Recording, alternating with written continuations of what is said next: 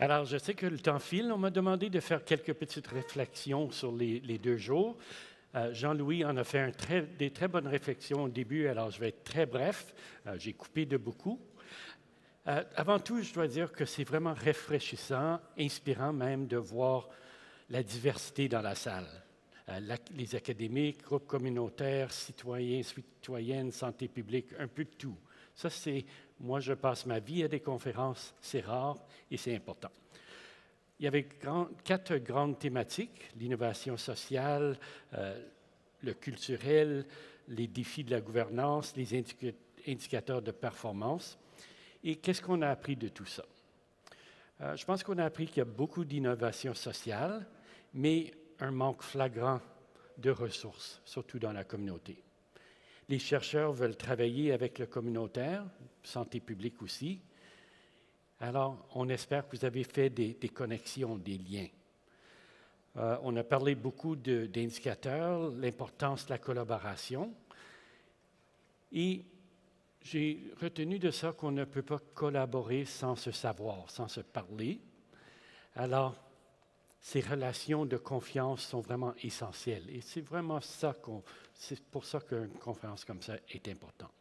L'objet principal du symposium, c'était de réfléchir aux enjeux entourant l'implémentation et le déploiement d'innovation sociale ayant un fort impact sur la transformation de la première ligne. Alors, c'était avant tout un dialogue entre acteurs académiques, chercheurs, praticiens, milieux communautaires, étudiants, usagers, citoyens, et j'en passe.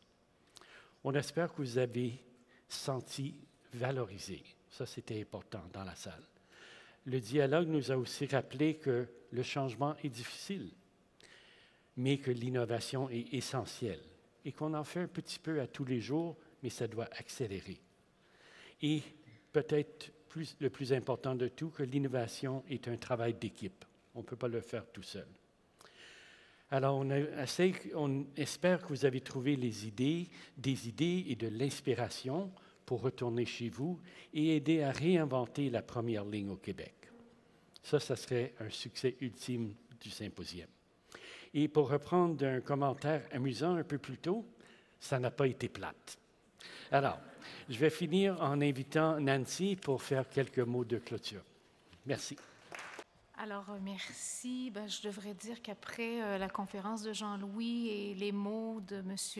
Picard, je n'ai pas grand-chose à ajouter. En fait, je tiens vraiment à vous remercier pour les conférences, les conférenciers, les idées qui ont été discutées, qui ont été émises aujourd'hui. Et je me dis, comme vous le dites, M. Picard, si vous repartez avec 1 ou 2 bonnes idées aujourd'hui, je pense que ce symposium-là aura été vraiment un succès. Je retiens peut-être quelques éléments, en fait, à travers toutes ces conférences et ces discussions. L'importance de l'engagement. Je pense que plusieurs personnes ont parlé justement de cet engagement-là, l'engagement pour faire autrement, pour oser expérimenter, sortir des cadres, innover. Et je reprends l'idée de M. Picard qui a été reprise aussi par Jean-Louis à l'effet que innover, c'est souvent changer, en fait, nos façons de penser. Et je pense que ça, c'est un des grands messages. Et je ne sais pas pour vous, mais en tout cas pour moi, les témoignages des citoyennes hier et aujourd'hui, les enseignements aussi de M. Vézinault m'ont vraiment, moi en tout cas, amené d'autres perspectives. Et c'est des témoignages qu'on n'entend pas très souvent, donc j'ai beaucoup apprécié. Je vous remercie pour ça. Ce que j'ai retenu aussi, puis c'est peut-être pas un mot qui a été beaucoup utilisé, mais ça m'a fait penser beaucoup au fait que ça prend une certaine humilité aussi pour innover. Humilité des chercheurs, humilité aussi des gestionnaires décideurs, humilité aussi parfois des cliniciens aussi pour mieux travailler ensemble, collaborer, coopérer, connaître et reconnaître l'autre. On en a parlé beaucoup, hein? Ses expertises, ses savoirs, sa culture. Donc, je pense que c'est un terme, en tout cas, qui, moi, me parle. Et ça renvoie aussi à ce qu'on a beaucoup discuté, la complémentarité négociée. On a parlé aussi de notre système qui est très hiérarchique, la question du pouvoir, des hiérarchies professionnelles, décisionnelles, sectorielles, et si on veut justement briser les silos travailler de manière plus coordonnée.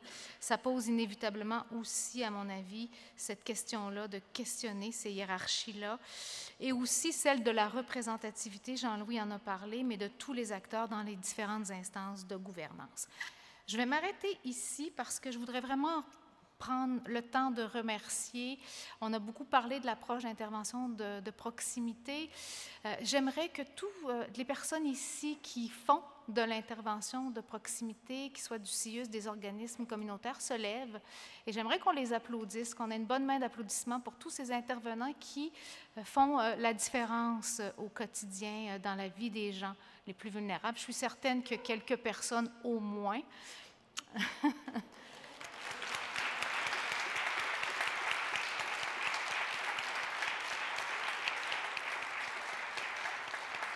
Alors, on vous remercie vraiment pour votre engagement. Puis j'aimerais remercier aussi tout particulièrement les citoyens et citoyennes aussi. Et j'aimerais que vous vous leviez. Je sais qu'il y a des gens qui sont intervenus. Je sais qu'il y a des gens dans la salle. J'aimerais aussi qu'on leur donne une bonne main d'applaudissement.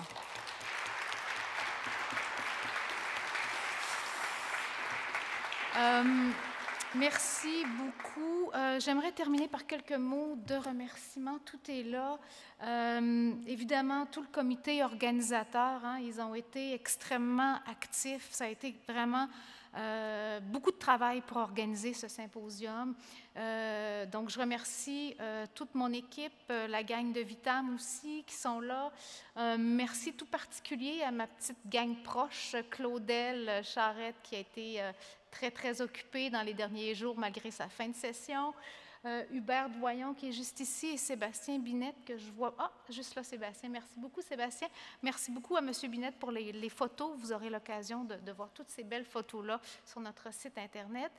Donc, le comité organisateur, le comité scientifique, soutien financier et logistique aussi avec, je le répète, hein, notre équipe financée, Réseau Proximité FRQSC.